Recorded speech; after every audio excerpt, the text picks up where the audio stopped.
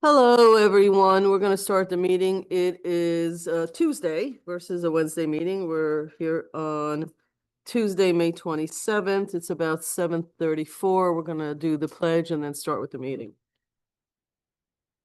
Oops, sorry. I pledge allegiance to the flag of the United States of America and to the republic for which it stands, one nation, under God, indivisible, with liberty and justice for all. Okay. What do we got here? All right. Does anybody have any announcements for folks? No. Anybody? No. Anybody? All right. I'm just gonna make a few comments.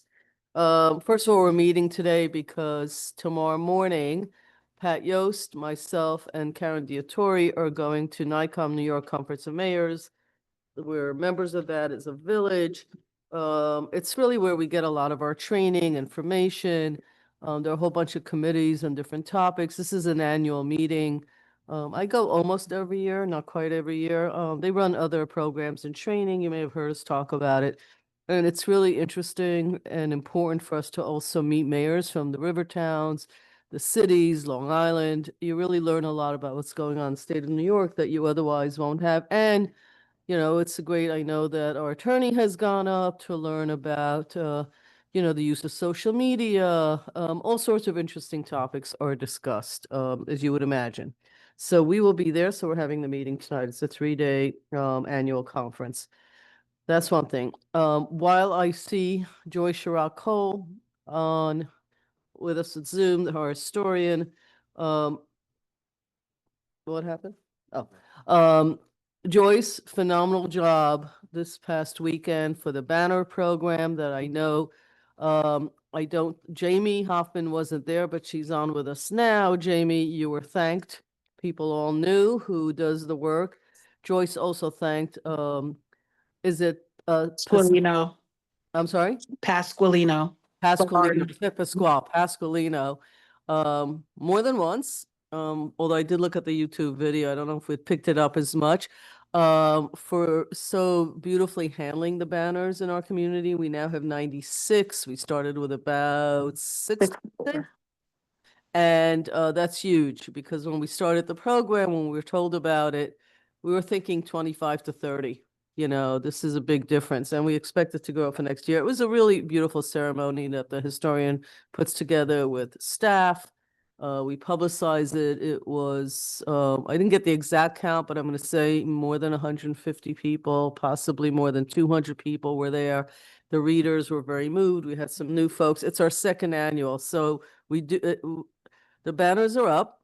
We're done for this year. They will go down a week after Veterans Day and they'll be stored. They get stored. They go up twice. After the second time, you buy the banner, or whoever the sponsors are, they get the banner permanently. And the village stores, warehouses, etc. And they come down the week after Veterans Day. Obviously, in the Northeast, we can't leave things up during the winter on these poles, and that's why they stay in such good condition. And the owners of them get that back. We had a beautiful Memorial Day service by the vets and all of our, the firefighters, the police,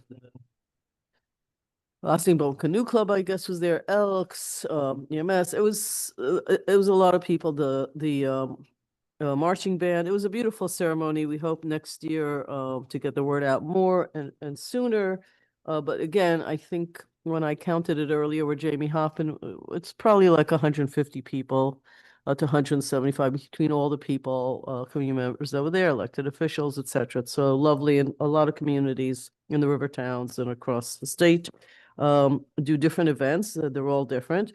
So I don't have anything exciting for this weekend, but I'm sure the manager will be sharing more things with us, and you will be hearing the flag raising for Pride is June 2nd, 3:30, correct? And the flag raising for Juneteenth will be occurring. Those are all in the mayor's message that went out earlier today. Also, just a word to those of you who listened to the video, so I know I said it. It isn't in my mayor's message because honestly, I got so confused reading it that I thought if I can't figure it out, why should anybody else?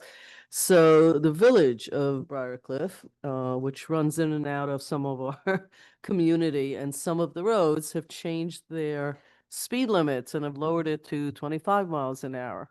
My husband would tell you that that for me is like pressing on the brakes, but we won't go down that road, so to speak. There will be signs up where the speed limits change. Most of Ossining, the village speed limit's 30. We did not opt to lower our speed limit.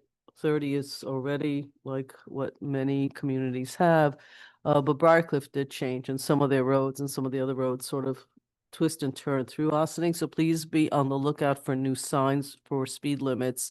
Hopefully the GPS will change accordingly as well for those of you that use that. I think that's it. We have an interesting meeting tonight, so looking forward to it. And I'm going to turn it over to the village manager. Thank you, Mayor. Good evening, everybody. First on our agenda, we have Linda Whitehead, our land use lawyer, consultant, land use counsel here tonight with us. And she and our corporation counsel are going to start the meeting by giving an overview focusing on moratoria. So with that, I'd like to turn it over to Stuart and Linda. Okay. At the end of tonight's meeting, the last thing we have actually is the proposed local law for the moratoria in 2 zoning districts. Essentially, the moratoria is to afford the board an opportunity to see what it wants to do in a particular zoning district, in line, be it with its comprehensive plan or if it needs any tweaking or things like that. Moratoria are generally limited in time. They're limited in scope. You'll notice in the proposed local law that I will present to you tonight, there will be a hardship exception in the event that someone comes in and says that they simply can't, they need to get past the moratorium. There are generally what the moratorium does is it stops applications from being accepted, and it stops matters from proceeding before the land use boards at the time that they are there. So essentially, it stops the practice. And it's common in New York State. You see it in many, many places. You're currently seeing it a lot in Westchester, even throughout the state, for the battery energy storage systems. In fact, if you look at the local laws regarding it, they're almost identical. They have the same introductory paragraphs. Upstate, you actually see a lot dealing with cryptocurrency because of the amount of power that they use, and they are putting moratoria there. But effectively, what it is to say, well, this is what either our comprehensive plan or our zoning plan says, and perhaps we want to see if what we're doing is in line with that. Is there a way that we want to change this? It does, for those particular projects, slow those projects down. But the idea is to afford the board, and it would be this board, an opportunity to make decisions as to what it wants to do in those particular zoning districts. And that's really what the idea of a moratorium is. New York, unlike other states, does not have a specific moratorium law, but it's basically been adopted by the Court of Appeals and the court since then to essentially allow the state and the localities to enforce and to put these moratoria into place. As I said, generally there's a time limit. You don't see them for longer than a year. Usually they're less than a year, and then give the opportunity to extend up to the period of a year. The legislation I put before you tonight has a particular provision that I think came from, I forget which municipality, it might actually have been Bedford, where effectively that if in the interim, while the moratorium is in effect, you pass a local law that essentially changes the zoning in the area, then the moratorium goes by the boards, just ends. So that's long and short of what a moratorium is. It is not to be viewed as anti-development or anti-that, but is to basically afford you the opportunity to say, what do we want to do in a particular zoning district? Linda, anything else? I can expand on it a little. Stuart covered a lot of it. But, what the intent is to maintain the status quo while you study an issue and see if you want to make any changes. So once you have identified something where you think you might want to make changes, and it prevents a rush of applications coming in while, during the time that you're looking at changes. That's sort of the intent. I know that in your case, we're looking at 2 specific zoning districts, and the moratorium is limited to applications for residential development within those 2 zoning districts. My understanding is that in one of those districts, you're looking at making a change that would be consistent with your comprehensive plan recommendations for that district. It's always, a moratorium is very appropriate where you've got a comprehensive plan that makes a recommendation that you haven't implemented yet. So you put a moratorium on while you work on the legislation. You have to be actively working on something during the moratorium. It can't be used just to stop development. That will not hold up in court. You have to be actively working on making a modification to address the issue. Excuse me. So in the one instance, it's to make a modification to the zone to be in conformance with your comprehensive plan. In the other case, the SPN, you are looking at making changes to that district in part in reaction to some issues that we found during a prior application for a development in that district, and in part in response to some market driven things. So right now, residential is only allowed in the SPN as part of a mixed use development. So your first floor has to be non-residential. If you look at that neighborhood and the development that actually exists, a lot of it is 2-family, 3-family, all residential. So my understanding, and I've spoken to your planner, to Valerie Manastra, about this, is you are looking at continuing to permit that mixed use, but also permitting only residential. So 2-family, 3-family, and also reducing some of the potential density number of units that could be permitted. So, and my understanding is that drafts have already been being worked on for both of these. So you certainly meet the criteria for a moratorium of using it to put a hold the status quo while you finish that process of reviewing these amendments and adopting these amendments. I also know that there are no pending applications that would be held up by this. There are currently no applications. We haven't even had any pre-app meetings for any applications in either of these districts for residential use. So there's nobody who's in process who is going to get held up by this. So it will really help you to maintain that status quo while you do the work. And I think the provision that has been included by your corporation counsel that says, okay, if we do the work and we adopt the zoning, we don't need the moratorium anymore. So with respect to that district, whichever you adopt, the moratorium will cease. So that as soon as you get that legislation adopted and it becomes effective, applications can begin to come in. And I'm happy to answer any questions. Good, okay. I have some, but let me start on the left and see. if there are- you- Pat? Everybody's good, okay, just a few. Can we have multiple moratoriums in the village in different zones at the same time? We start one and 6 months from now, we decide. I know some of these are silly questions, but I've never done one and I've only read about them in the media. Sure. So, and often there'll be a moratorium that will cover a couple of different things. I mean, you're looking at 2 different districts. It's the same thing. You're looking at residential applications in both of those, but it is 2 different districts. You can have overlapping, if you will, moratoria, but make sure you're working on all of those things at once. So, if you can work on all those things at once, then yes, you can do that, but you shouldn't do it if you're not actively working on addressing the issue that's being the subject of the moratorium, if you will. Great. My next question is,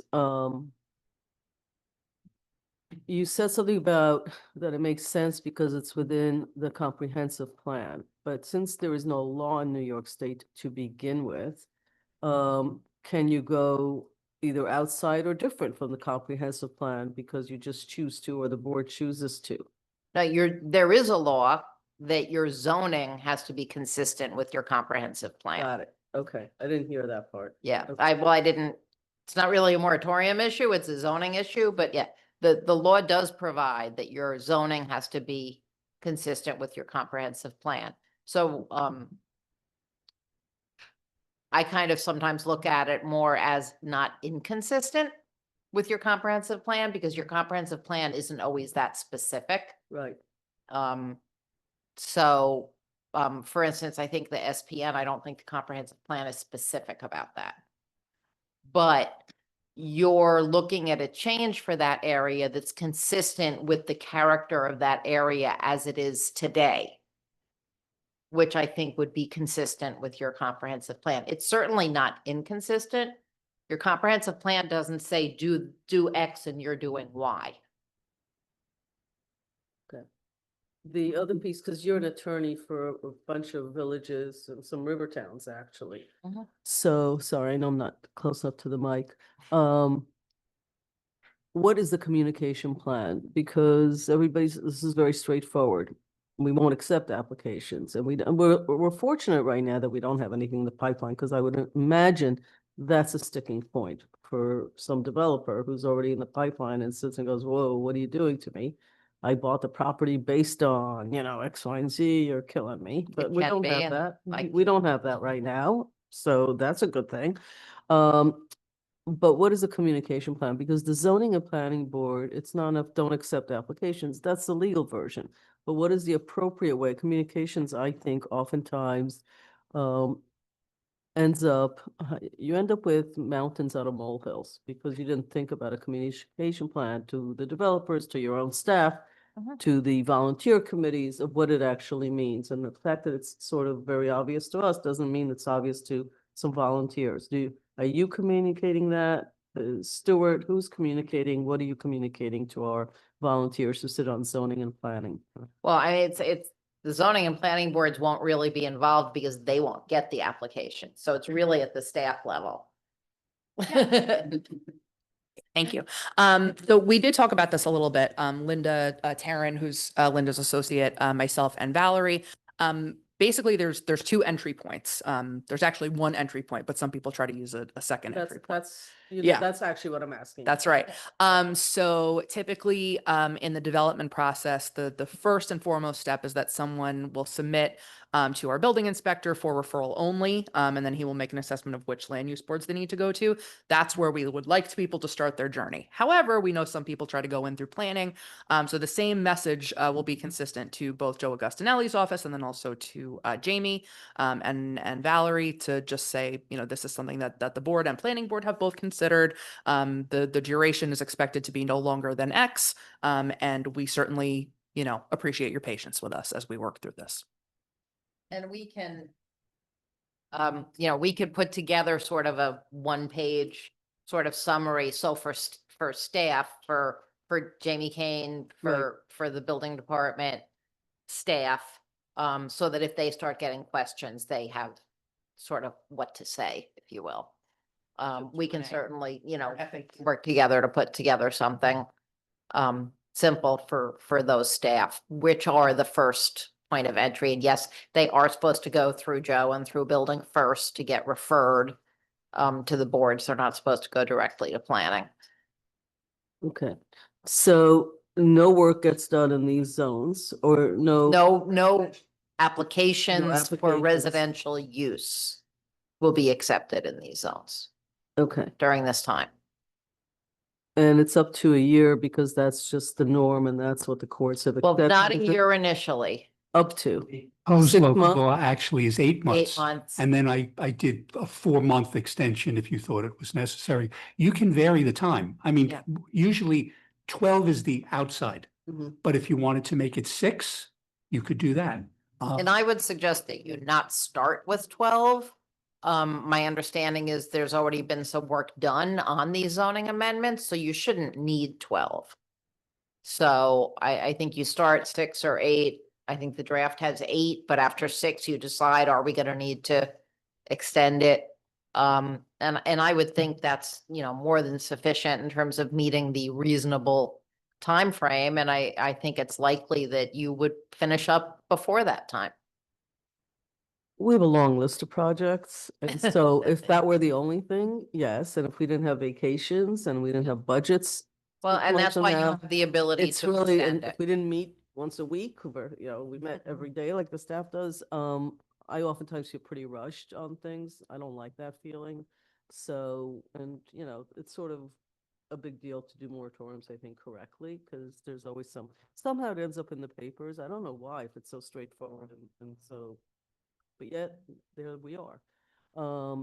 And so I think we understand why we're doing it, which is why we asked for it. So I think 8 months, I forgot, it was 6 and 6, but 8 and 4. Sounds good. The communication's super important. So I think, because we haven't really done, I don't even know when we did a moratorium last in Ossining. The town has. I'm talking about the village. I know the town has done it. And yes, We that- may have done it in connection with the comprehensive plan itself, because there may have been some, I have a vague recollection. I would have to go I back don't and think check. so. It's possible that with regard to some of those districts, we might have. I just. I don't think I voted on one. I was a trustee then, but it's I'll okay. check. It's possible. We passed so much legislation. But that's a common way that it's Yeah, done. that's fine. That's fine. Or when you're finishing up your comprehensive plan to give you some time to do some implementation, Okay. very often Great. is when it's So done. for me, the But- communication also becomes, in that neighborhood, I think it's important that we also, it's a small but important area. It's not a huge area, but still, there's a lot of stuff that has happened in that area. You brought the mic close. Did you want to say something? Or you're good? Sure. Just one suggestion on the, and kind of assuming that this goes through and gets passed, I think it'd be good and to put something on the website in the news and announcements and the banner side on both planning and building, just saying specifically, here's where, moratorium on residential and blah, blah, blah. Just one sentence and a link, Yeah. and it's. All right. Well, appreciate the help. I know you could have also come by Zoom, but you wanted That's to, and okay. I It's appreciate easier the to- fact that you're here. It helps because Stuart's very experienced in this, but you also deal directly with our volunteers who make decisions. People call them, they've got to know what's going on, because I don't think any members of any of those boards have actually been through a moratorium. I get nervous about it because I've read too much about the media display of it. Because so- sometimes they're done for the wrong reason. Understood. And I think yours is well thought out. You've identified 2 very succinct issues that you're addressing. You're not doing it to stop development. It's clear that it's got a well thought out basis. And I know that the planning board has already reviewed it and they had no issues with it. So, Right. I had that comments, but not issues. All right. We're good? Everybody's got it. Everybody knows if people ask what's going on. Okay, well, thank you. And I'd like to see that communication thing before it goes Sure. out as well, especially your experience in other communities. anything else for me while I'm here? How are things going, Linda? Things are going well. Yeah, zoning and planning all Yeah, good? I think, we're all in, and we're all working together on those zoning amendments and some others as well. We talk to Valerie regularly and work with her. I think the boards are going smoothly.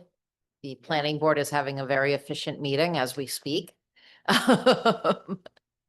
So, yeah, I think things are going well. And the training for both boards, everything is on target? I know that some of them were at some of the Planning Federation training. Yeah, we have some folks who are very, very enthused and get their training done very early in the year and send in their certificates, and they want the gold star, which is all good. That is true. We have some that we need to nudge along a little bit, but that's okay. Westchester Municipal Planning Federation is wonderful in that they offer a lot of some virtual and some in-person trainings throughout the year that Jamie does a great job of pushing out to all 4 of our land use boards, actually. And also the the New York Planning Federation. I think the acronym is NYPF. They recently put out that they have a couple one-day workshops that they're going to be offering. I think the nearest one to us is probably Albany. And even though there's a small fee, even though the village is a member of that federation, the board approved, money for, I think it's $200 per member per year in the budget. So if somebody wants to knock it all out in one fell swoop in one day at a nice seminar, we push those out as well. So. Does that mean that the Westchester Municipal Planning Federation should be charging more? Because we don't charge.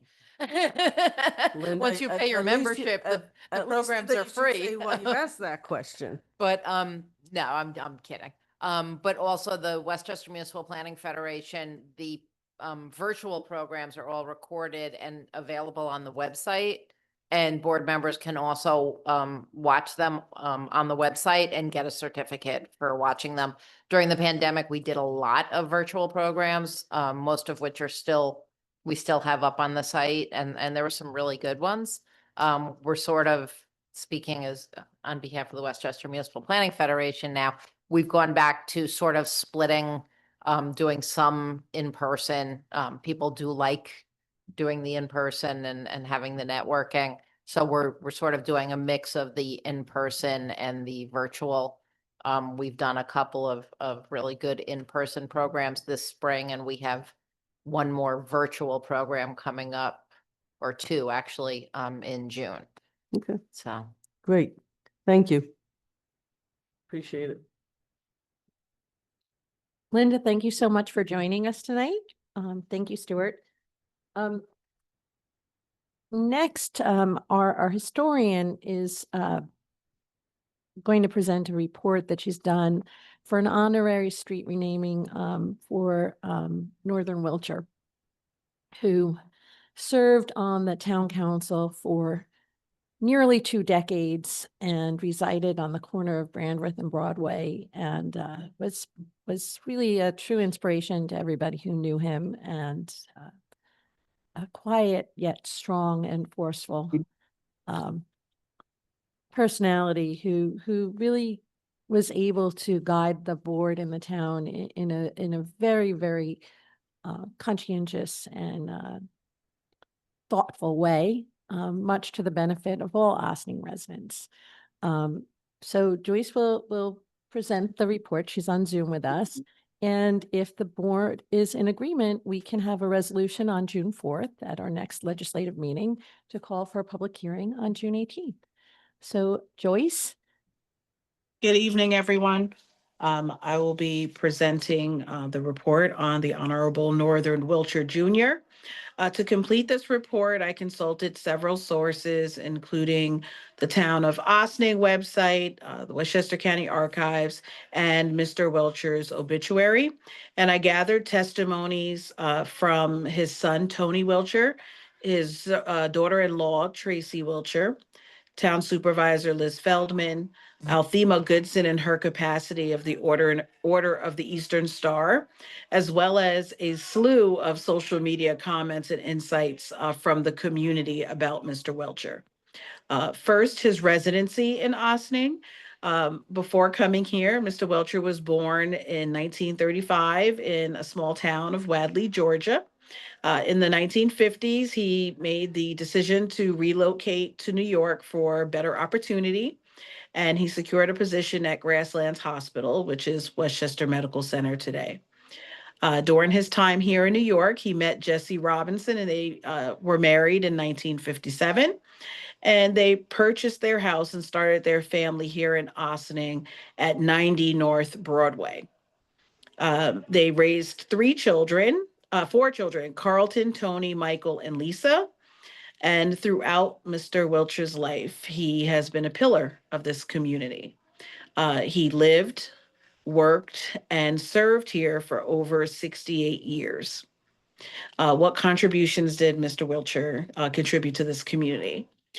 He has been recognized for his tireless service, his strong faith, his craftsmanship. I talked to a lot of people that he was fixing things in their homes, and leadership. Upon arriving in Ossining, he built a life characterized by dignity and hard work. becoming a self-employed plumber and carpenter for over 50 years.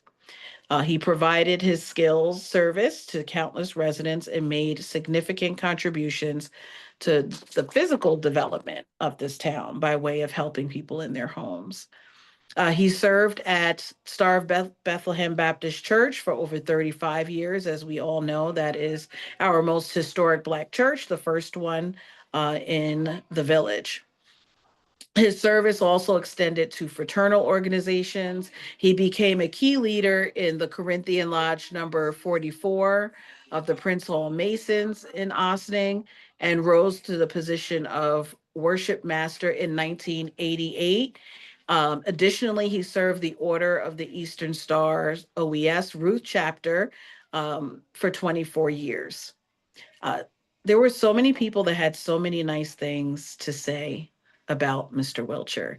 And the one thing that because I knew him as well, was the quietness about him. For someone to be so quiet and have such a presence at the same time.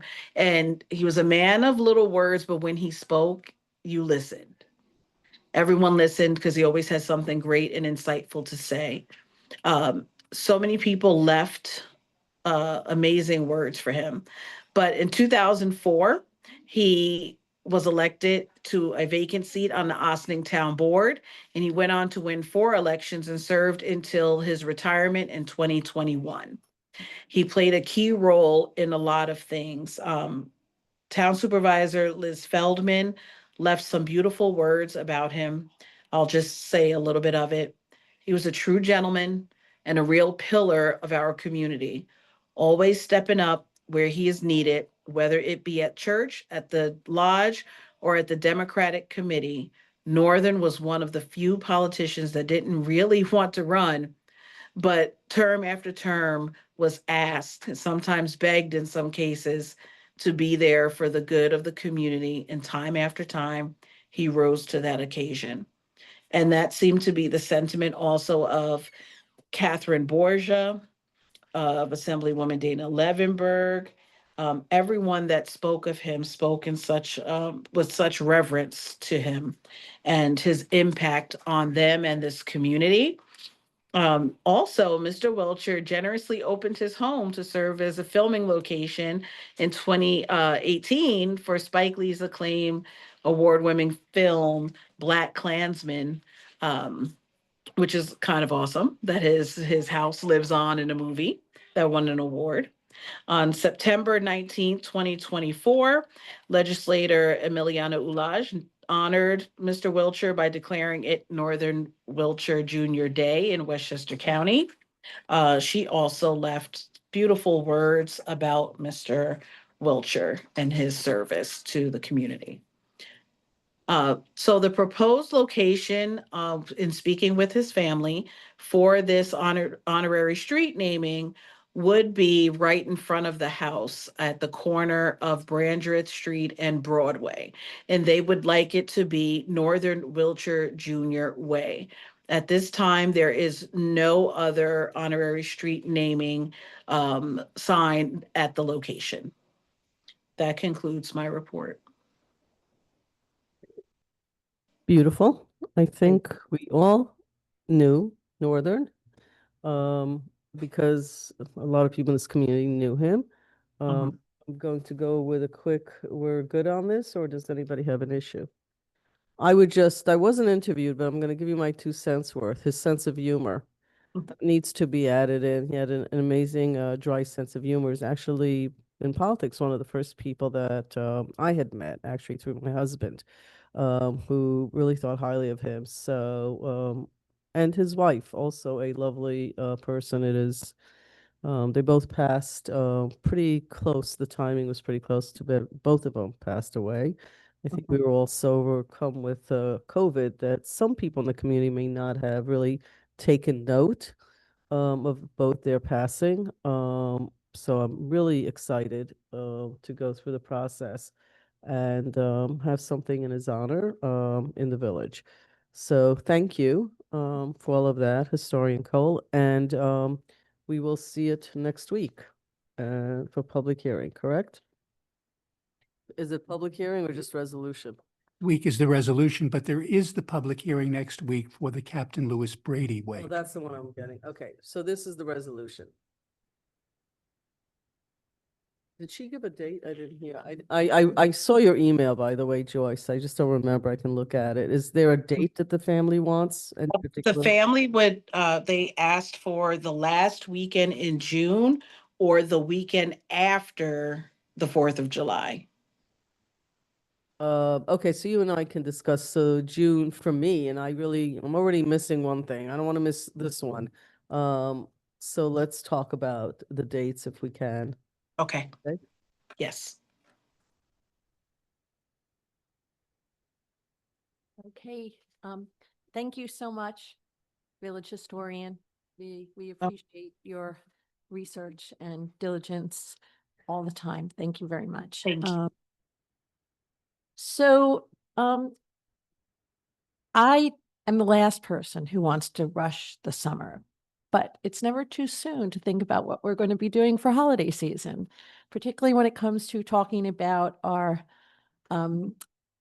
holiday tree, which is quite sickly and has seen better days. We've been talking about what we might do in at least the short term prior to doing, we know that we are anticipating building mixed use on the post office lots. We're going to be redoing Market Square. So replanting a tree at this point probably is not the best idea till we know exactly where everything's going to lay out. But we do have some options. We'd like to, schedule the taking down of the tree pretty soon. But we sent a catalog that had some options that we're looking at, and I have our head of public works, village engineer Paul Fraioli, and our recreation superintendent Bill Garrison on Zoom to talk a little bit about their thoughts. And really, can be a very creative exercise. There's a range of things we can do, from sort of metal frames that are lit to things that look a little bit more like real trees to there's some trees on some evergreens that are actually on the Market Square site that Trustee White has pointed out to us. So we have a lot of options. They're probably not. Okay. So, but there's certainly a lot of options, and there are a lot of ways that we can celebrate the holidays. And we just want to make sure that we're ready to do so by planning for this now. Who's speaking on it? Bill? Sure, Bill? yeah, sure, I Are can, you speaking on this? yeah, I can talk a little bit about it. So, when we were talking about this, probably, it was right around last Christmas when we were decorating the tree, was, what other alternatives we could come up with, and did some research and found that these artificial trees, work pretty well, and a lot of municipalities use them. You see them a lot in shopping malls, where it looks like a perfect tree. You can get a basic tree with basic lights on it. You can get a smart tree, which will play music and have a light show. So there's a variety of different options that you can run into. Some of these trees, depending on the one you get, you can start small and you can add 4 feet, 8 feet per year. And it can go anywhere.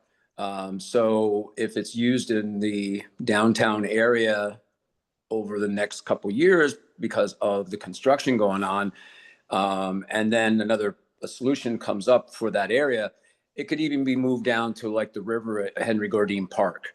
So it can go to any of the different parks or any other village property. So a lot of different alternatives. I sent some over to Karen and Maddie today to take a look at, and we can share those with you if you haven't already seen them. They were in the catalog that you sent over? Or they were? When did you send it? Are they? Okay, well, are we they can the follow one- up. They're all very similar types Yeah. of things. So it's really, what we're asking the board is maybe a little direction. What people's thoughts. I know that some board members have specific thoughts of where they would like to see trees, and Other, you know, lots of consideration. This isn't necessarily a huge expense, and like Bill said, all of these things can be repurposed in the future in other locations as well, so. Okay. Anybody want to start? Oh, I'll be glad to. So cost, what are we talking about? Cost, approximately numbers with this artificial tree that you're talking about? Just rough, just give me an idea. Yeah, so I Range, right? got a quote for a 38-foot tree, and that was at $37,000.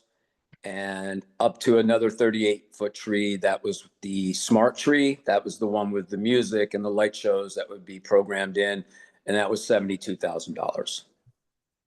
There were also some just aluminum frames that were considerably less expensive too, right? Yeah, I mean, there's different. You can have a smaller tree. It's kind of what the price tag. What do you want to pay, and this is kind of what you'll get. Like, it's all. If you go for a 20-foot tree, it's going to be quite a bit less money as well. How many feet is the current one? So I have a sense of sizing. Yeah, I went and kind of looked at that today to size it up. I think it's about 40 feet. About 40? Yeah. So about 37. Yeah. So. Okay. Okay, so probably 2 years now, I've been talking about the tree Yes. and my preferred location for the tree, which is in the Sassanora Triangle where the tree that I grew up with was. Two advantages of that, it's not all the way downtown. People drive by on Route 9. We have the road diet coming. It'll be seen. Where the tree now, where if you're talking about putting it down Market Square, wherever you want to put it, not in the triangle, it won't be seen. So, $30,000, 40, 50, $60,000 for an artificial tree doesn't add up for me when we could probably get a live tree and plant it. Doesn't have to be a 30-foot tree. It could start out as a 20-foot tree. Just look at the tree that's out in front of the op center. Something very simple to that. I'm going to take a guess that maybe $5,000 for the tree and a little bit of DPW work to put it in place. Take the tree that's in that plaza or in that triangle and relocate it down to Nelson Park or somewhere else in the village. But the fact of putting something somewhere where you're going to have construction and move it and do this and do that, do it once, plan it, and be done with it. That's my opinion. Thank you. Any other thoughts on the tree? I have some, but I want to hear other people.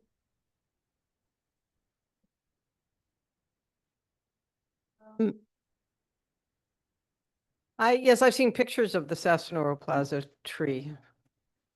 My concern is that might be something of a, block traffic. It what do you call it when you can't see when you're driving or,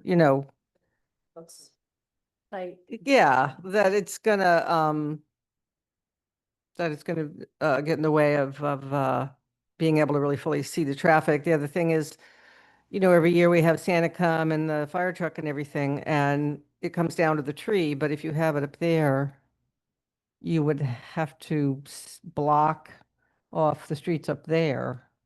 You know what I mean? Well, you don't want to get into my whole discussion about what I'd like to do for Christmas or the holiday, whatever you want to call it. As far as using Main Street as a holiday for that night, Mhm. inviting the store owners out and closing that part instead of just locking it into Market Square Mhm. where you still have traffic coming up and down Main Street.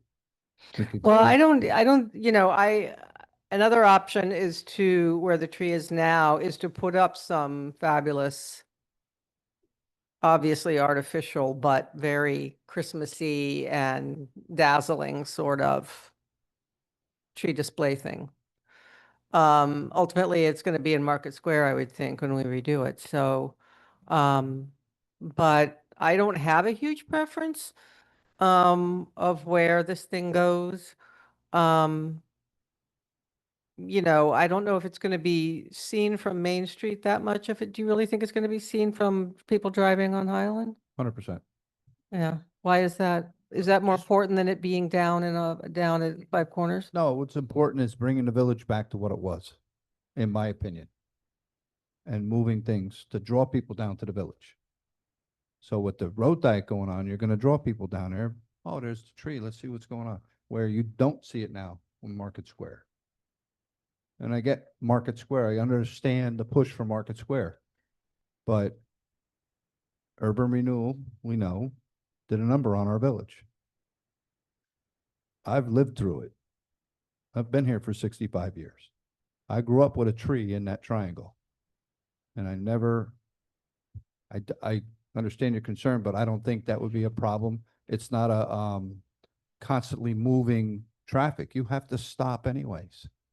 If you're gonna come up and go left up Church Street. I don't see it being a hindrance, in my personal opinion. I think that Paul can speak a little bit about that in terms of the positioning. Hello, thank you.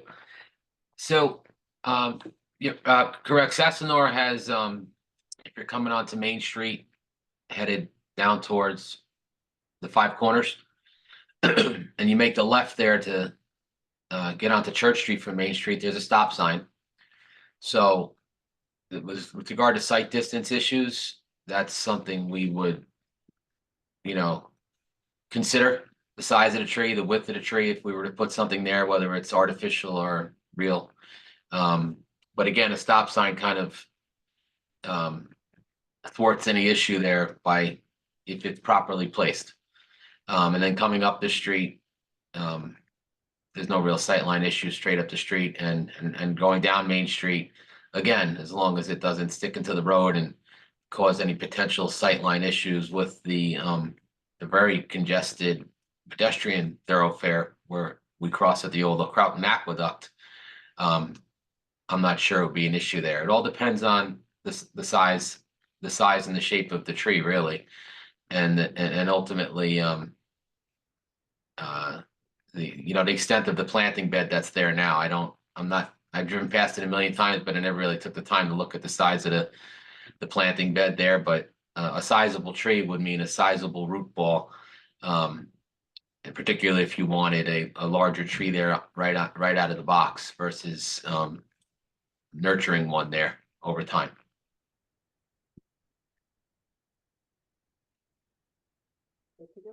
Anybody else?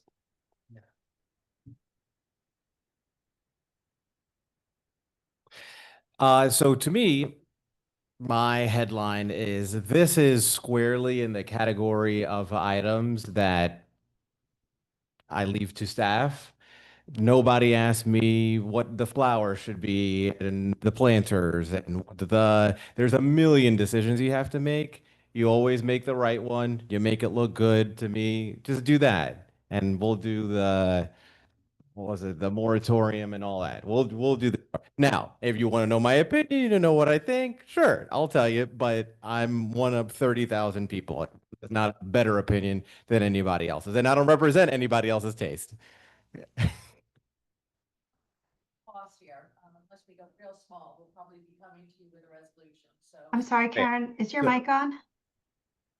Sorry about that, but we will be coming to the board for a resolution based on the cost of whatever we do. So we welcome all opinions, and the placemaking committee is getting more involved in telling us what to plant. So That's good. To me, that's better. That's good. So I'll tell you what I think, but take it for what it's worth. Okay. So to me, the things that matter to me the most are sustainability, both environmental and economic. This should be sustainable. The fact that it's the kind of tree that can be moved, I like that. It makes it so that you can reuse it in different places, and the amount of resources that it would take to maintain over X number of years. We can have this tree for 50 years, and I think ultimately it would pay for itself in that way. It would cost less money. So, and it's probably more sustainable than what it takes to take a tree out, plant a tree.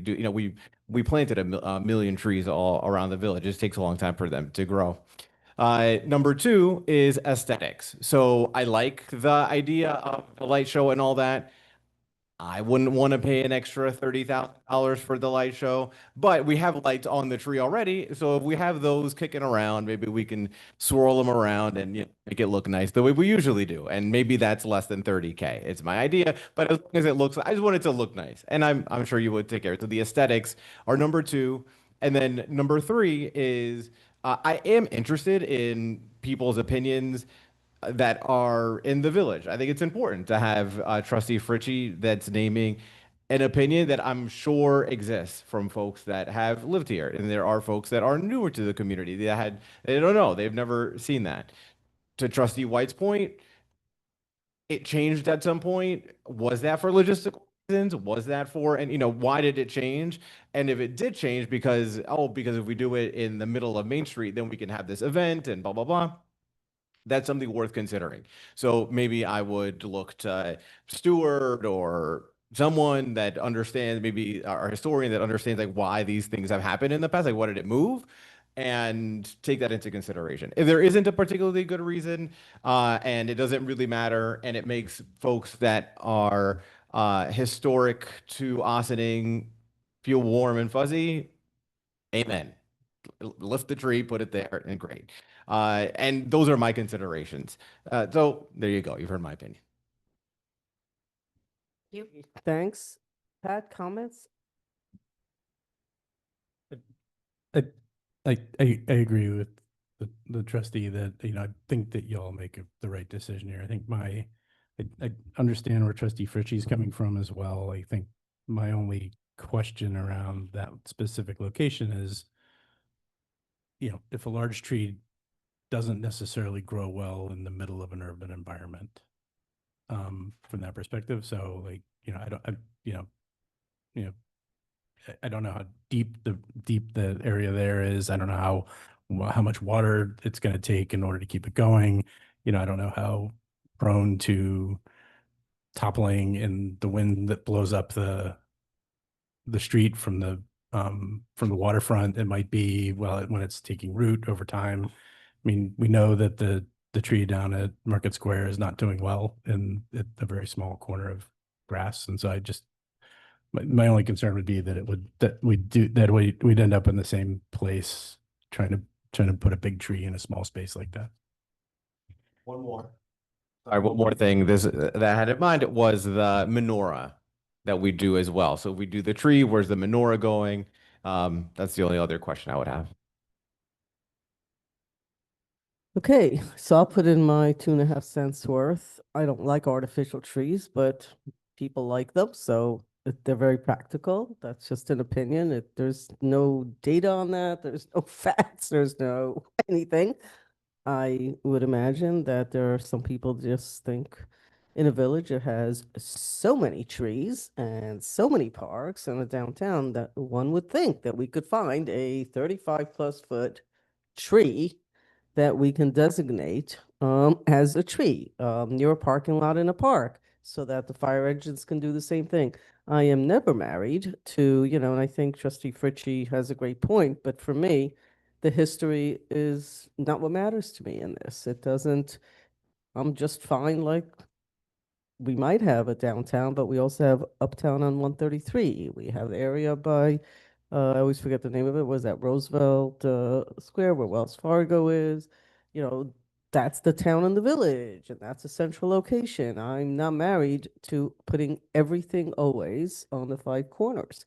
There are businesses up there too. There are lots of cars that pass by there as well.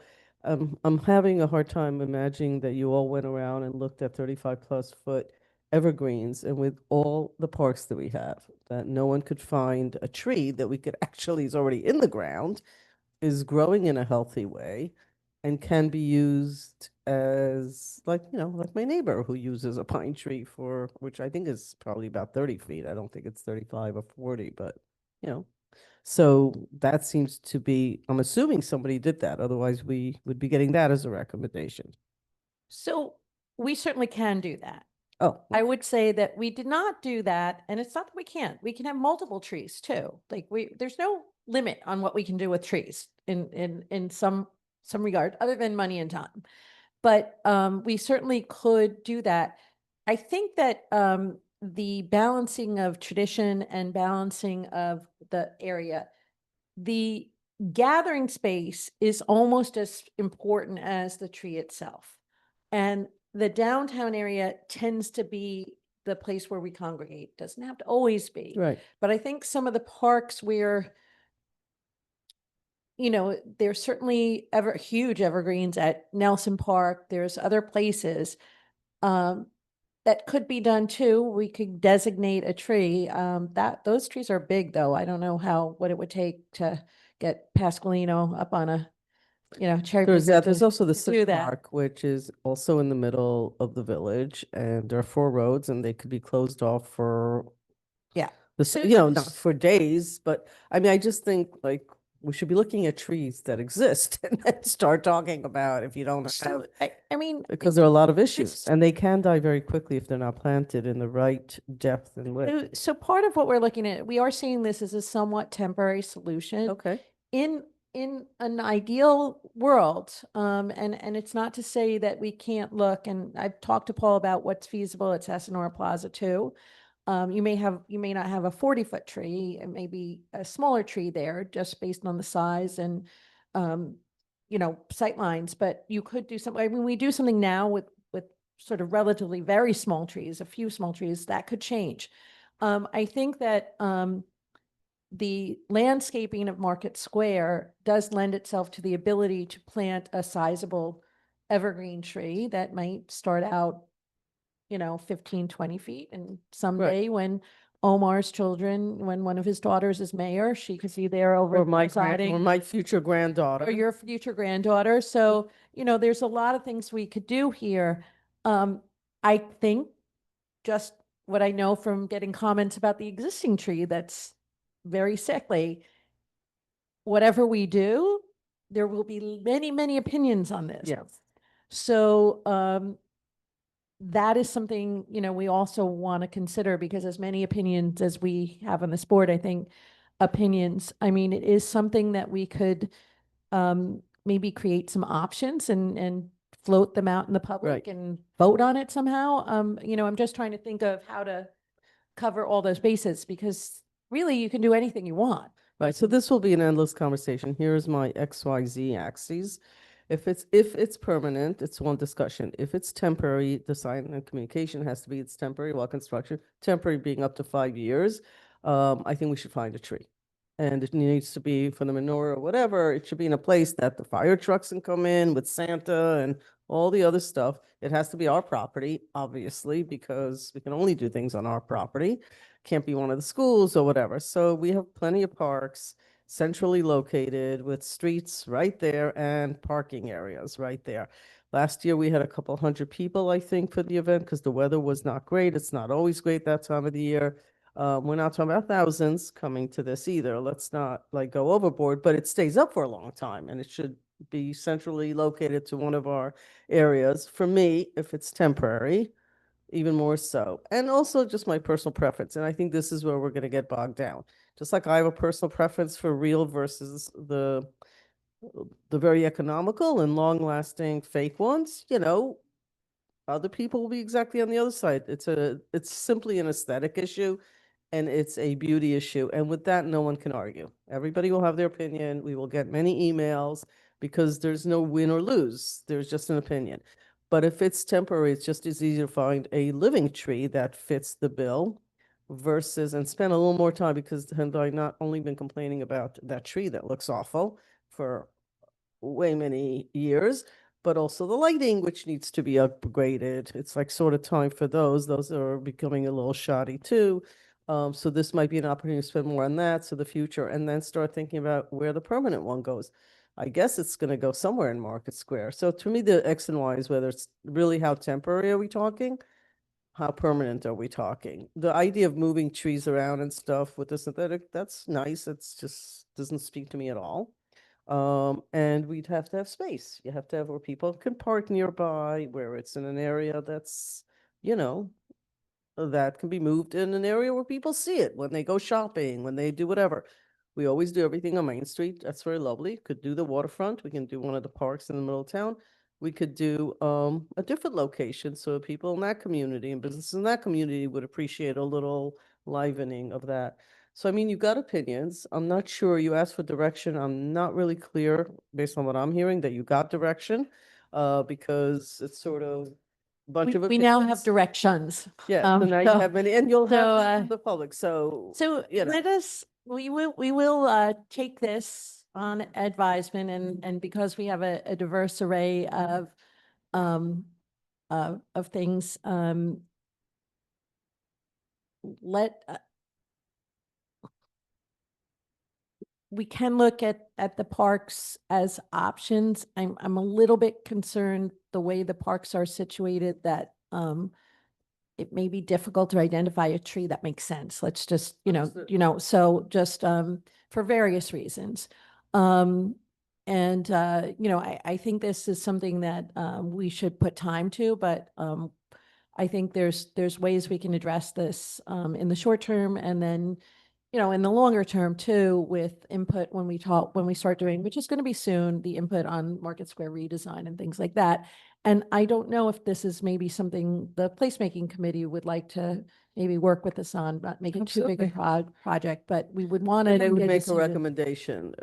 I just want to be clear that committees make recommendations. Make a recommendation, but maybe we'll come back, let's just say in about a month with some recommendations. We'll narrow it down based on the input we have. We'll look at Sassanora Plaza, we'll look at Sassanora Square rather, we'll look at Market Square, we'll look at the parks, and we'll kind of come up with an idea or maybe a couple of ideas for. Yeah, I think we just need options And Yeah. then we can. and visuals. And then too. we can, I think that would give us some perspective from the community too.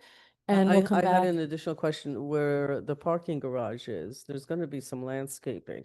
Did we ask, is there a possibility for that developer, that company to plant I wouldn't go for 35 because I mean, you have to give it room to grow. Otherwise you have a different problem, but like a 20 to 25 foot evergreen somewhere in that greenery that they've created that we saw in the diagram as part of that, because that project. Yeah, I don't know that you're gonna have the area to put that size tree. Again, like, I think we have to really think about, like, where the thing about, like, when you have a large showing there, and I think it is, we definitely heard loud and clear, particularly when Hanukkah and Christmas fall close together, that people love the idea of having multiple holiday Yeah, events they don't at the fall same time. together that much. They fall But- together, I but I think, think every people 4 years, 5 years. Like to have things, Right, we definitely. which was mentioned. Sort here, of right. centralized.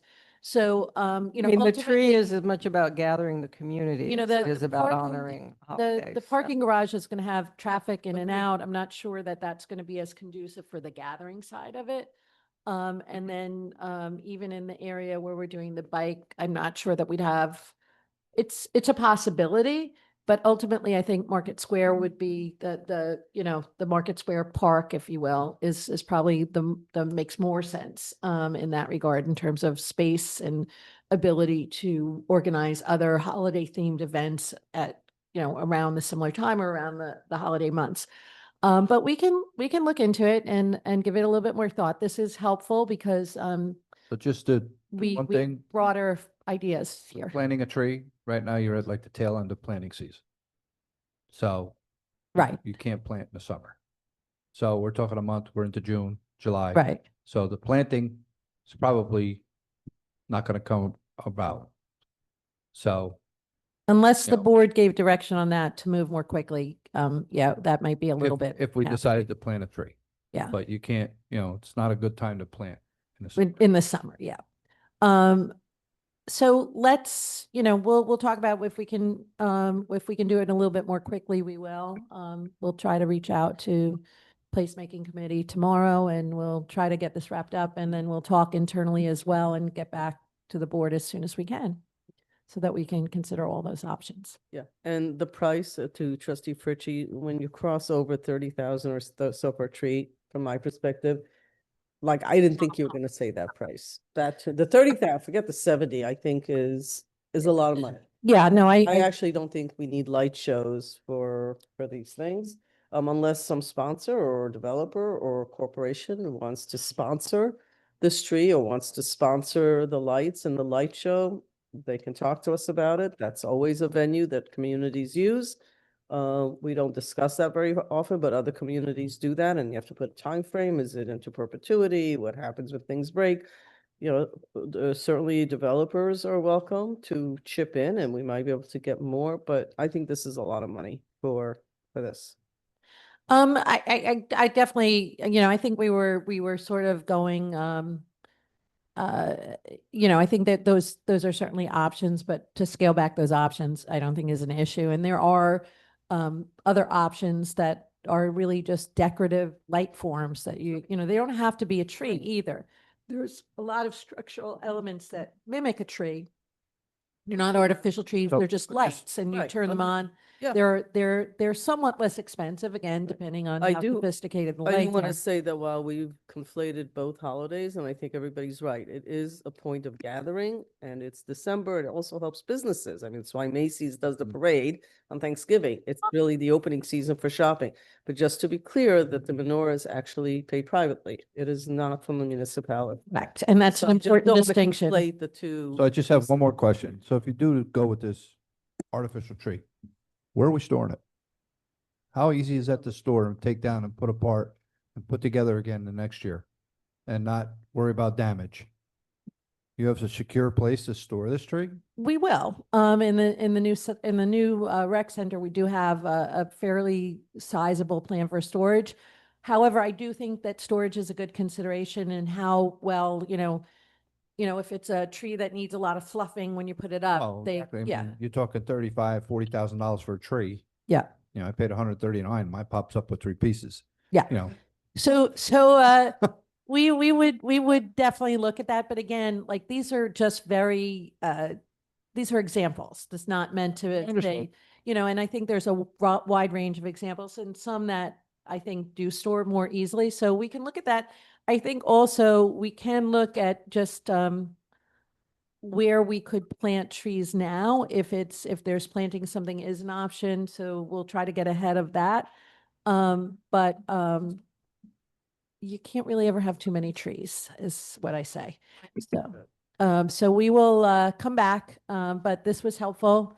So now we have a range of options to focus on, but when we come back, we can really narrow it down to the things that make most sense based on everyone's comments. So I thank you for that input.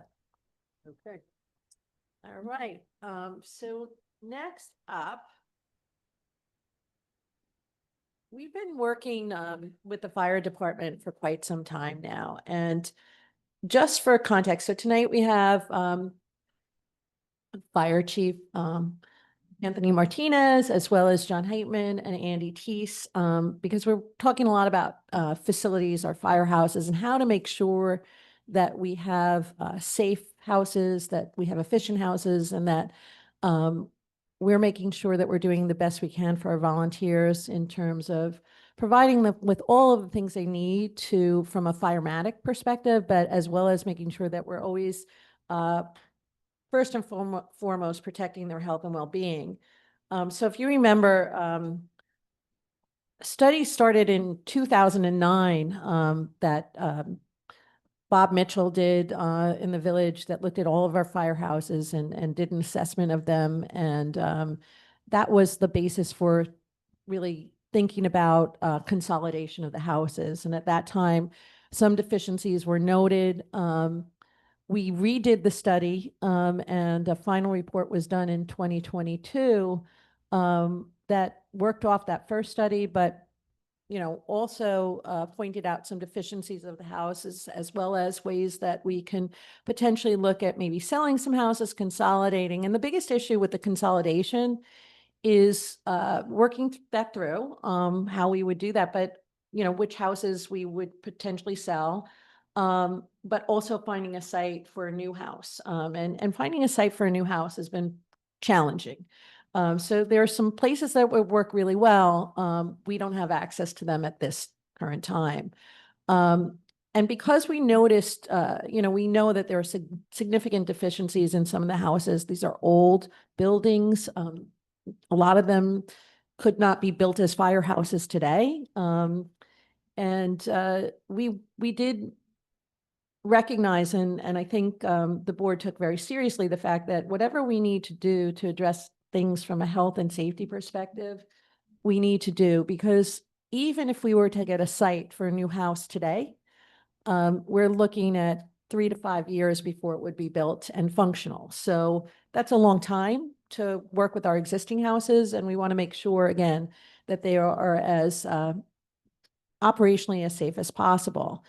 So over the past several months, we've been meeting with the chiefs, and Trustee Fritchie has participated in some of those meetings to talk about the buildings. John Heitman has been taking the lead on some of the improvements, but this is all based on a 2024 study that was received towards the end of last year from Mitchell Associates that really prioritized the things that needed improvement in a sort of year 1, year 2, year 3 format. And we reviewed that.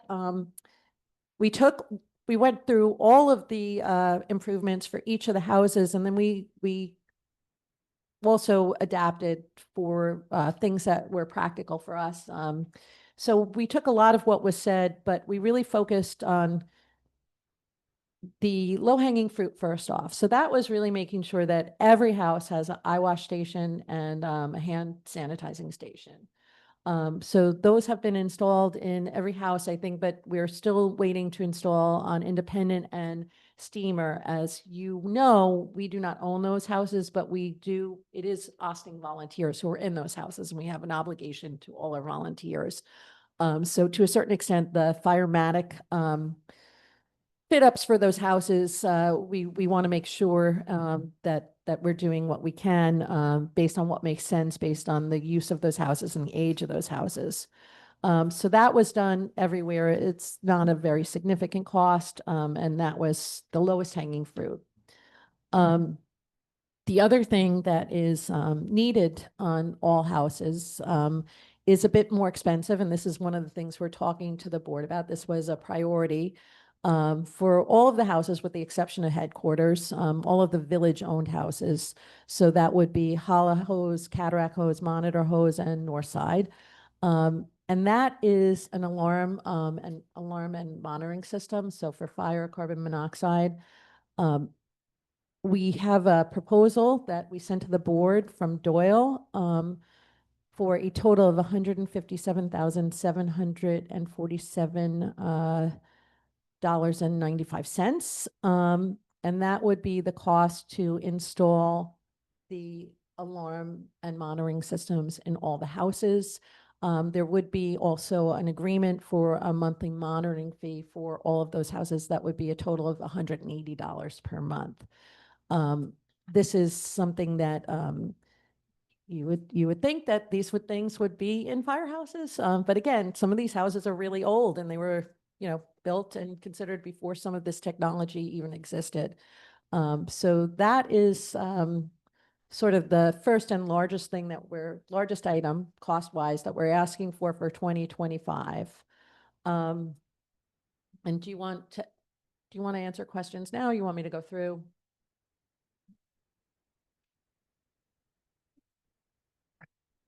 This is sort of, I don't know how to go about this. These piecemeal requests are, for me, there are two things here. Piecemeal requests rather than a plan that we've been discussing. So let me talk. We've laid it out. These are piecemeal items. That's the nature of them.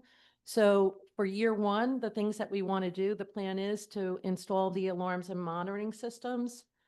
We've already done the eye wash stations, and then the other things that we have to do with the air handlers. Those were the 2 priorities that were identified that we can address this year. Those were the biggest priorities for the houses. So the plan is to do that, but really these are sort of distinct capital improvements of their own, because they really are adding on to existing structures of the houses. So the plan would be to focus on those 2 priority items as identified in the Wendell report. So, excuse me, the air handlers or Not actually the done. exhaust system? Hold on. Hold on. As got a I question. said, hold on. I said there's 2 and I got interrupted. So let me do this again. This piecemeal approach rather than a plan And by the way, I saw the email that got to me at 5:33 PM with changes and stuff. I didn't even read it because at 5:33, I can't read something for a meeting tonight. That's one thing. I am philosophically opposed personally for my one vote in doing things to a building that we don't own. I understand it's our volunteer firefighters. This is only for our Steamer buildings. is, the independent steamer have to be discussed separately because buildings that we don't own that are really outdated, that we then have to discuss contracts that we're not that happy with to begin with. I'll be very blunt. I've said this publicly. It's not a big surprise. Has to be discussed separately because I'm sort of getting tired of piecemeal without a plan, a list of everything that's needed, and secondly, buildings that we don't own. If we're a tenant, then things need to be done for safety and security. So the owner of the building should be fixing it because we're the only tenants, but things have to get done. So I need to understand why we should be paying. Of course, there are volunteer fighters. I think that if this were my property, no matter who's walking through it, there's a responsibility of ownership. And I feel, and I'm not sure I'm accurate about this, that we're always behind the eight ball catching up to yesterday and not planning for the future. So at some point, we sort of have to stop and say, of course they're old buildings. This whole village is old. The place was built in the 1800s. Half the streets are old. I mean, 9/10 of the streets are old. Everything's old. It's an old village. Everything gets retrofitted. Of course they're old. This board has said yes to virtually everything that gets asked for it, but these things keep adding up and they're getting more and more expensive. So I think we have to at some point sort of look at a 3-year plan, which I'm hoping somebody will tell me is sort of So- in the works. So this is. Now, Can I finish because my I point? wanted, because I wasn't done. So now, Okay. your point. Well, to your point about the buildings that we don't own. You have village apparatus in there, village volunteers in there, working on your truck. So the eye wash stations and the sanitizers, that's peanuts. That should be in those buildings.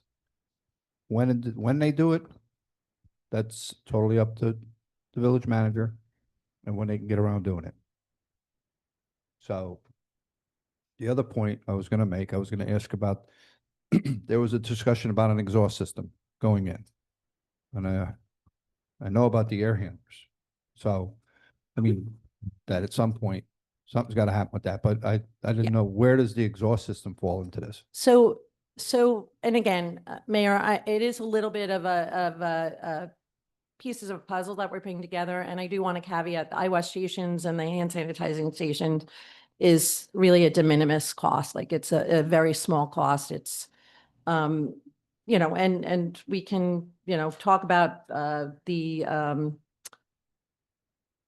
one of the things, and we'll get to that, that's really a separate issue of how we're going to deal with the other two houses that we don't know going forward. That's part of this.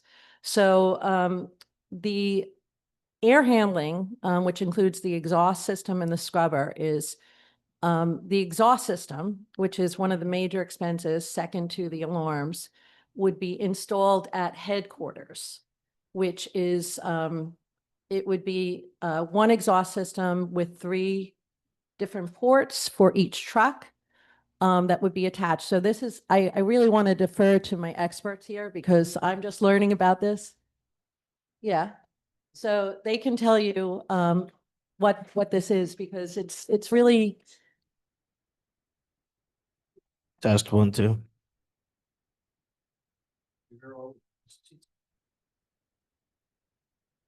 Thank you. Basically, it was a good point you brought up, Bob. The air handlers are different than the exhaust system. The exhaust system is, like the manager said, one exhaust system with 3 ports. Each port ties into an active truck, and it's fully exhaust what's in headquarters. So that's that.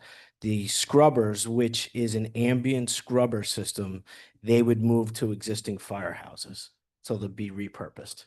So the idea here is, and we can talk because we did, the fire department did want to potentially move one to independent hose, but we can talk about that, whether we actually do that or not. So the cost for the exhaust system is $37,000 for headquarters. That would provide a higher level of air quality control for headquarters, and it would allow the existing scrubbers to be repurposed at houses that do need them, but where we may not know exactly what we're doing to them in the future, Mayor, to your point. So two of the scrubbers that are currently at headquarters would then be moved to North Side. And potentially one of them could be moved to Independent Hose. And that's, again, a little bit of a separate discussion because we have a lot of different companies here that we have to bring together. The total cost for the new exhaust system for moving the scrubbers to North Side and possibly Independent, as well as a new air handler and scrubber, or new scrubber for monitor hose, would be a total of $49,000. And again, this is based on the fact that for the next 3 years, we're not really going to probably do anything with these houses, at least. It could be 5 years, it could be longer, depending on how we go. And we do have an issue where right now we have exhaust that is spread to other parts of the building, and that is your highest risk of contamination for our volunteers. It's just the reality of the situation we're in. So we really are looking at a triage method of trying to figure out how we can make sure over the next 3-5 years or more that we are doing the best to protect our firefighters while mitigating other costs that maybe don't have as much to do with health and safety and other improvements that are more cosmetic, or even in some cases maybe structural, but longer term, so this is really just focusing on health and safety. And that's what we're proposing for year one. What we had, when we talked about it this in budget season, we had sort of looked at anticipating about $300,000 a year. So this brings you in a little less than that, but it does provide the across the board, probably the biggest bang for your buck to really deal with the most serious contamination issues that are a potential threat to any of our volunteers. And that was the goal of that. As far as a plan going forward, there's not necessarily a lot more that there could be. It depends on how we do. But really the next stage, and to really know what we need to do going forward, we have to meet with all the companies. And Chief Sanchez and Chief Martinez and Chief Rinaldi are working on getting a meeting with the company presidents within the next 2 weeks. Once they meet with the presidents to sort of get everybody on the same page, at least in the same room, then we will follow up with a meeting with staff and our board liaison and a board designee, ideally, whatever the board decides, and then really talk about what our options are long-term, because then if we don't do that, we will be talking about putting good money after bad. So the absence of a plan is not, we got a lot of parts to make the plan. So, but we do want to get a resolution for this work to be done this year, because this is what was identified really as far back as 2009 as things that really need to be addressed. Because it's being addressed at most of the houses where it's being addressed, where we're paying the most significant money, are houses that will likely stay in the mix. There's not really that much of an issue of using funds inefficiently. Once we meet, then we really are talking about forming, we need to have input and buy-in from all the houses to get to the point where, to be perfectly honest, if we're going to buy a new house, or if we're even going to consolidate in any way for the future, it's not going to happen that we're going to get the site or consolidate and then move everybody. We have to plan to move them while we're doing it, because some of the money that we're going to have to develop a financing plan with is going to come from the sale of houses or the realignment of equipment. And to have that conversation with all of the presidents is what it takes to really put the plan in place that we need to have, which talks not only about what we need to do in terms of health and safety, but what we need to do to project for the future of how we make sure that we have a desirable volunteer opportunity, efficient houses with state-of-the-art equipment, and the money to pay for that. And I think this, on the heels of LoSAP, certainly establishes the village's commitment to our volunteers. But by the same token, people are very, tradition is a big part of firefighting, and it's a big part of volunteerism. And anything we're going to do to get us to the point where we're going to be able to do these things requires an enormous amount of change. And to really get behind that plan, we need to have everybody. So this is a two-pronged discussion. The short term is we do request resolutions to approve the work that Doyle is doing for about $49,000 and change. And then the work that I'm sorry, that API is doing for the air purification systems, and then the work that Doyle would be doing on the security systems. And then some other things we need to move, some ice coolers from hot zones into cold zones. John's on top of that. There might be some other minor repairs. We also separately, and this is coming out of a different budget line, have allocated money for a new HVAC system for headquarters that would be installed in 2026. But we're doing some of the engineering work on that now. That is budgeted on a separate line. But again, so I do apologize that this seems piecemeal, but it's going to take a little piecemeal to get us to where we need to be. And first priority is getting these safety things done, because regardless of what we do, there likely are not going to be dramatic changes to our current facilities in terms of consolidation for, I would say, 5 years at least.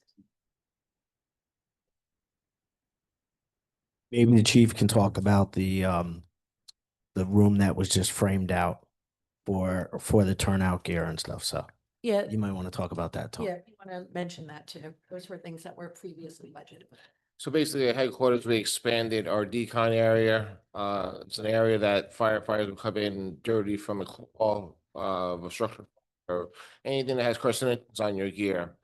You can go into, you will be able to go in once it's completed, take your gear off, put it in the washer and dryer, or it gets decon in special washer. It's not a regular household washer, as well as not a regular household dryer.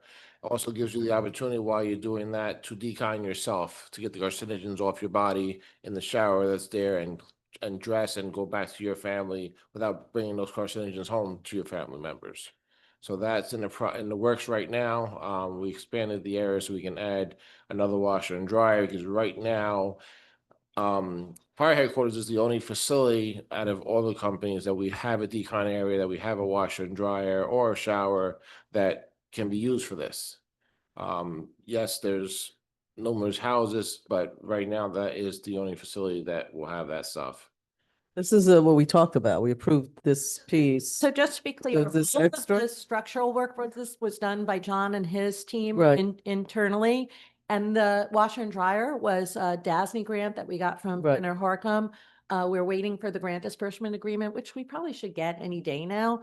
Once we get that, we can purchase it. But all of the work that facilitates, so literally like you come back from a fire, you go in one door, you take off your gear, you put it in the washing machine, you take your shower, you go in another door, you change, you're out. Like there's no cross contamination. And, this is probably like, if you were building houses today, this would be in every house. Like you would never have a house that doesn't have this. And obviously that's not the case. That's a for ours. mandatory feature at any firehouse nowadays. Yeah. We're working with older buildings, and they're all basically all village-owned buildings that aren't equipped to today's standards. But, we're making strides now to start getting closer to that point. So this is a second one that you're talking about. This No, is this is the one we've already approved and went Yeah, through the whole correct. It's process. just, Okay. The turnout gear, she said. right, so, Was also budgeted. last year was budgeted for active firefighters to get a second set of turnout gear, so while their current set is dirty, we could wash them and then still be able to perform our duties. We learned all about the washer and dryer scenario and how much they cost. to make sure that we understand that it's not what we put in our houses. Yes, got it. I think, I just thought you were talking about a whole second piece, No, but no. no, you're just updating us On of what's where we going on. are with what we discussed, I think, Correct. 2 months ago, maybe, something like that, or longer. Okay, great. So the bottom line is, we have, made major, strides in knocking things off the Right. checklist. There are some things on the list that we're never going to do. We're never going to put sprinkler systems in these houses that are very old because it is incredibly cost prohibitive. But we certainly are going to have the alarm systems Right. that they Okay. need in the short term and longer term for the houses that we're keeping. And then one thing I wanted to bring up is that the consultant recommended putting, I don't know, 75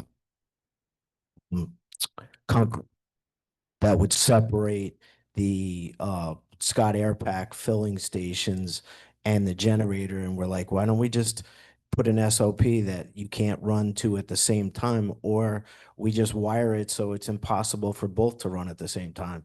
So just common sense, problem solving. Right. So we did have like a perfect wish list of items, and we went back and realized that we don't necessarily have to have there are some things that we absolutely need. That's what we're requesting. Some things that the board has already approved that have been done. So thank you. And other things for the future really are going to depend on what we're going to do with the houses. So that's been what we.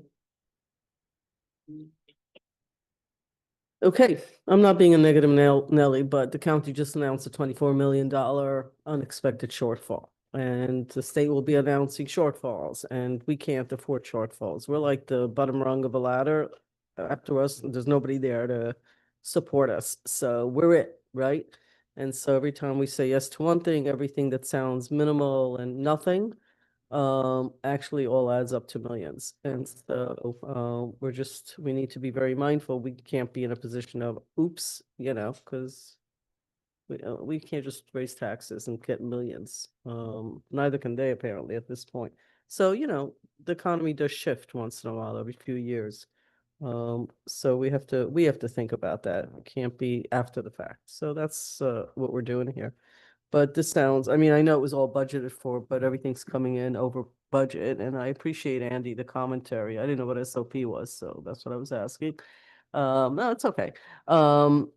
Like by the time I'm done with this job, I'll be a qualified engineer of some sort. I mean, actually, it's really interesting. I say that all the time. I make fun, but it's actually super interesting because unless you have this job, you actually don't, like one of these jobs, you don't really learn all the different aspects of different departments. It's very cool, actually. Okay, I think we're good. And I know things are budgeted for, et cetera, but I'm still concerned. Yes, sir. Yeah, please. Appreciate it. So it actually did kind of peek through some of the proposal questions, and so a couple of just simple questions first one on the fire alarms and stuff like that. 30 to 60,000 a house. Is the majority of that in like the actual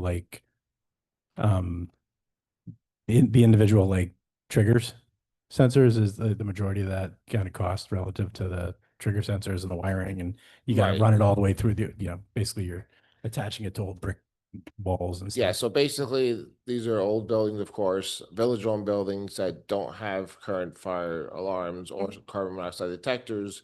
And as all the other village buildings that do have them already, they're monitored by door security. So it only makes sense to continue going with door security as the monitoring company of the firehouses, which are all village buildings. And so a lot of the money being spent is going to be exactly that, spending to run the wiring. It's all labor, mainly labor intensive. Well, and I kind of know the answer, but I'm like, Yeah. people will look and they'll see. Yeah, because what we had They'll prior see to 250 yes. grand and they'll be So what like, we did in the past was we had like Harry homeowner has a regular battery operated smoke detector, but only while we're there we hear it. Yeah. The firehouse is not manned 24/7, so Right. there's not personnel there. So if there's an issue of Yep. some sort, we won't know until. yeah. It's harder to get through. Yeah, no, it's old and it's like you got to work your way up. You got a third floor room that needs an alarm that needs a trigger on it and you got to get it up there, right? So Correct. that's, I mean, I understand what you're dealing with. So that's the bulk expense of it. Then after that, it's just an monitoring fee as every other building. Got it. So appreciate that and totally understand the need for that. And like, you're not there full time and stuff happens. You do have, there are chemicals and gas and all kinds of stuff around, Just you know, every just house, like every every house. village so building, yes. Totally understand, right? Makes sense. So the second question I have actually relates to their purifying system and stuff. The headquarters building is what, like 5-6 years old? Is that 25 years old now, I believe? The main headquarters building? Yes. it's So 20. there's a fundamental change in the. So we do have the air scrubbers in there currently. Yeah, because I saw what you're putting in. You're Yes. putting in basically something that you hook up to the exhaust pipe and it Correct. and it, and it it's a pipes it hose. out. Yeah. Yeah, there's some buildings that already have them, but when they did headquarters, they only put the air scrubbers in. So we're looking to upgrade what's currently there, but repurpose the equipment so it's not wasted. Yeah. No, it makes sense, right? So just kind of like. Yeah, so basically, for the people who don't know what they do, is that in essence, they take the carcinogens out of the exhaust from the diesel that would basically fill up the room and then go into the other parts of the firehouses, Yep. Which ends up Exactly. causing cancer. Yep. Or carbon monoxide poisoning. Correct. More short term. Which now the detectors will be able to pick up. Nope. No, that's fine. That just kind of like help people understand. Mhm. Like, Right, and I just want to make sure, because we did the way these proposals are written. So can you maybe speak to the thinking behind moving? So we have the cost for reinstalling the scrubbers from headquarters to reinstalling them, one at Independent and two at Northside for a little over $7,000. So can you go through the thinking of, if Independent hose, based on where it is and the proximity, is likely to be a house that, Well, Yeah. Independent Halls happens to be a building that we do not own. It's a rented building, but we do have an apparatus that's owned by the village. We have firefighters that are village firefighters are now exposed to carcinogens that also need protection. I myself have had prostate cancer as it due to the lack of these systems in the firehouses at a DPW. I can't tell you for sure, but I'm sure I'm not the only one. And so these are village-owned buildings that we should have had this stuff in place long ago, that we're just starting to get to them. Some have had them and now we're trying to just finish the rest of them. So whether we own them or not, we do have equipment in there that's can cause hazard to the people there. So we're using the repurposing of the older equipment, so we're not wastefully spending money and buying, we need to have the newest and the best. No, we're making do what we have to, at the end, solve an issue. so specifically with regard to Steamer and Independent, as you know, we still have do not have a signed lease with Steamer. And we also, I think we're a year out from at least being due at Independent. One of the things that I think is making this year a little different in terms of signing leases, we don't know what we're doing. But Independent and Steamer need to be brought on board. So I think that, again, to Chief Martinez's point, the health and safety is paramount. Whether or not, I don't know that we have the ability we can certainly negotiate what we're putting into the houses in terms of the negotiation of the leases, but we're likely going to have discussions on negotiating what we're doing with some of these houses, both village owned and independently owned, over the next couple of years. And that may also influence the nature of the leases and where we end up storing the trucks. So we would like to, again, based on this plan, is where these things are needed most. Again, the total comes out, we had based it on about $300,000 a year. This comes out to a little over 200,000. And because we're trying to match efficiency with safety, there are probably, we could have put exhaust systems at all the houses. I don't know that that's necessarily the best use of our funding because the scrubbers will do a good job and the way it was explained to me is the exhaust systems are obviously, you know, the higher bar, but they're also typically installed in houses where you have more activity or they're staff paid fire forces that are, you know, firefighters that are there all the time. So the contamination risk is a little bit higher. But we are, again, trying to do the best we can, but also being prudent, given the fact that over the next several years, some of these houses may be, I don't know, used for other purposes. They could be very, you know, museums. I don't know, but they're, you know, again, until we get everybody in the same room though and talk about this, because there is a lot of feeling about this, maybe more so than even where we put trees, a lot of opinions, and we really have to get everybody to understand and at least get the majority of people to understand the vision, because what we're doing currently from a health and safety perspective is not really sustainable and really long-term from an operations perspective and the ability to do the best for a fighter. It's just not, some of these houses are just way too old. So,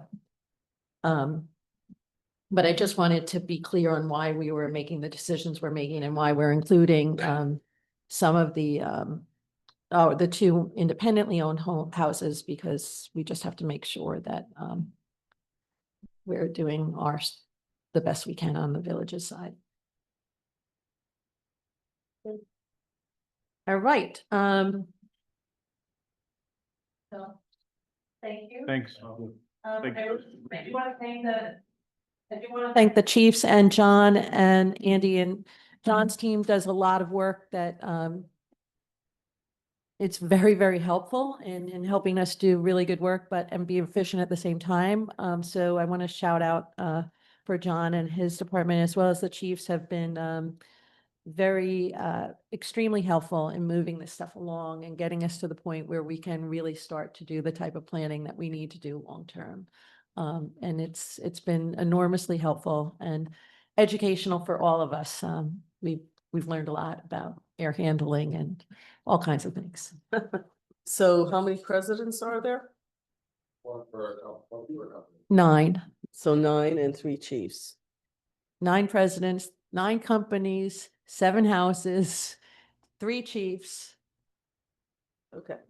So you want to set up a meeting independently with each of these folks, or is it a committee, or the way we did LoSAP where there was like a 3 or 4 person representative committee?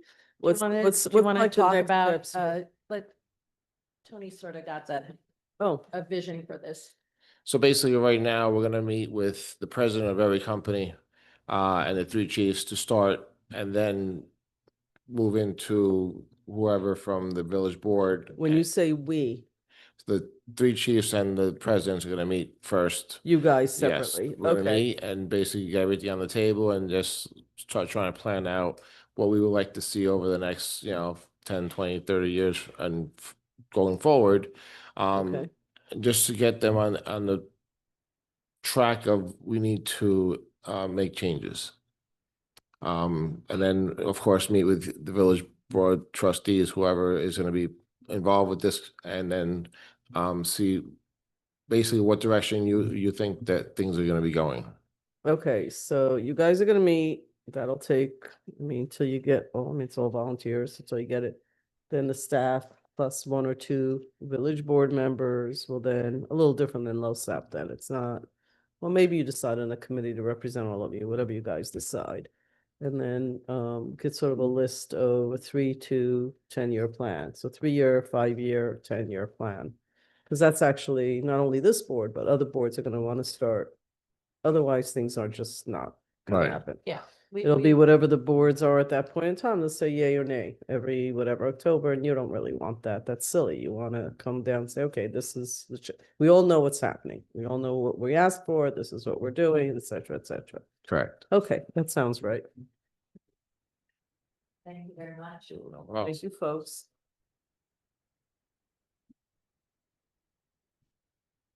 Paul is on the call for this as well, or for something else?